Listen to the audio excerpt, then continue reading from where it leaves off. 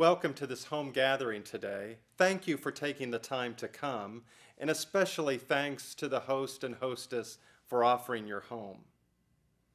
I believe that St. Paul Lutheran Church is a great church to be a part of for many reasons, and I trust that you experience the same. The mission of our church is to connect the community to Christ. And you're going to see some testimony of various people talk about how God has made a difference in their life. Our desire here is not only to see how God has made a difference in their life, but for us to be encouraged and to continue to be equipped in how we can make a difference in the lives of other people. St. Paul Lutheran Church has an amazing 96-year history. We formed in 1912 and built our first church in 1914. In 1955, we built our Florida Avenue Sanctuary, and now our home is here on Hardin Boulevard. What's my earliest memory of St. Paul Lutheran Church? First of all, I was born in St. Louis, Missouri, baptized at Zion Lutheran Church, St. Louis, moved down here, 31, with my family, my sister. And the first day that I can remember going to Sunday school and church there, we went to church that Sunday morning. The Sunday school teacher had a class in the vestibule of the church. There were 3 people there. They all occupied a chair in there, and I was in the 4th to sit down. She promptly went outside and got a wash bucket and set me on the wash bucket. That was the most memorable thing I ever had about going to church. Throughout our history, we have always tried to make disciples of our people. We grew out of a meeting in Munn Park and shortly after that built our first church. Since then, we have built multiple mission congregations in the surrounding areas and have started countless groups of ministries. Today, our congregation has 5 different services: our Saturday night mixed service, our Sunday morning mixed service, our traditional service at 9:30, our contemporary 10:47 service, and our Hmong service that's held over in the Athletic Center. During this time, some of our small groups meet, including Faith in Action.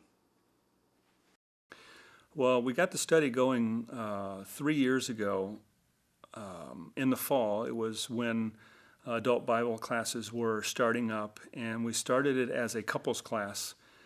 We did a series on marriage and couples, and it evolved from there. Our group became a Faith in Action group when the church started the 40 Days of Community study. Our group evolved then from a couples class to anyone.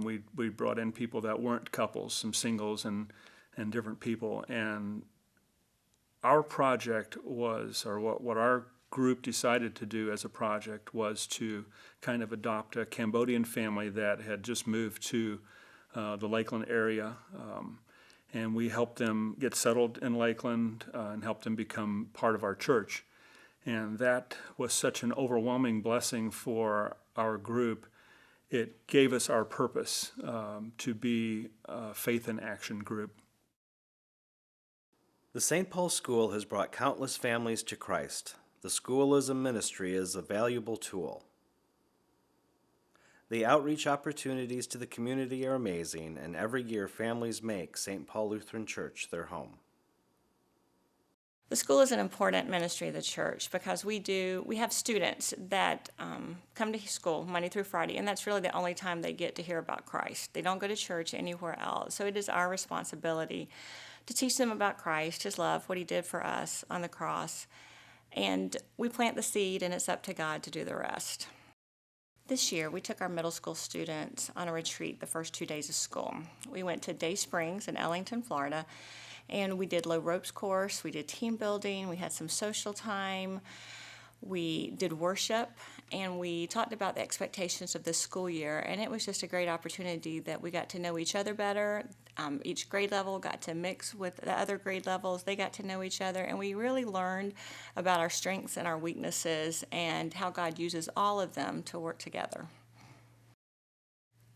My hopes and dreams for the middle school is that the kids would know who they are in Christ each and every day, that they would learn what they need academically, but most importantly, that when they left St. Paul and entered high school, they would know who they are in Christ and know that no matter what happens, He's going to be there for them. Think about your involvement at St. Paul. Ministries of music, the school, youth, worldwide national mission trips, community outreach, and VBS are a few of the ways that St. Paul reaches out. Our members and staff have a spiritual obligation to be involved. Our human care ministries, for example, help people with everyday needs, whether it's helping a single mother or working with an organization like our cancer care group. We are all struggling, and we all need words of encouragement, whether it be for cancer or loneliness, or everyone is going through battling something somewhere along the way. And we just need to reach out to each other, and prayer is so powerful. People are praying for Jesse when he's getting the chemo, and we're just praying for a miracle. When I was told that words of encouragement were coming from strangers that I never even met or knew, and they were leaving messages in the Wailing Wall in Israel, man, that really was something.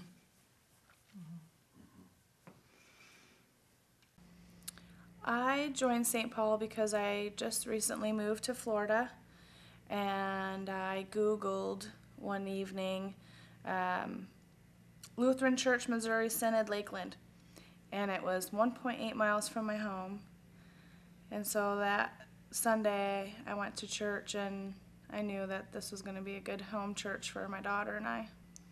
The Lord uses St. Paul to minister to myself and my daughter every Sunday. We're at Sunday school and church. Madison has attended school, pre-K 3, pre-K 4, and now in kindergarten. And to have that religious background for her to grow up in, as I did growing up as a child, St. Paul is always there, and anytime I need them, the staff or other parents have always stepped in to help out. I grew up hard.